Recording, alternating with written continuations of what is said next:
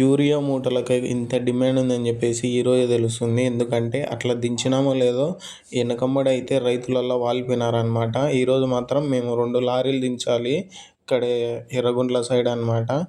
మేమైతే 5 మంది వచ్చినామన్నమాట. 2 లారీలకు వచ్చేసి దాదాపు మాకు 530 అట్లా 600 ఆ మధ్యలో పడిందనమాట. అమౌంట్ వచ్చేసి మాకైతే మంచిగానే కూలి పడింది ఈరోజు మాత్రం.